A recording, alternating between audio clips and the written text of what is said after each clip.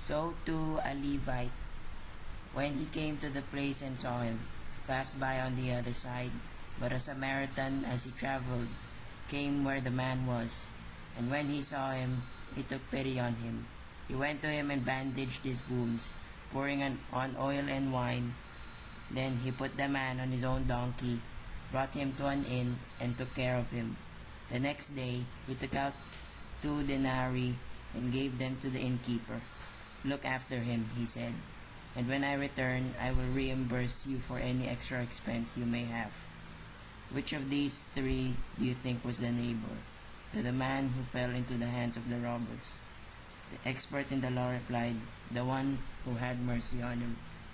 Jesus told him, "Go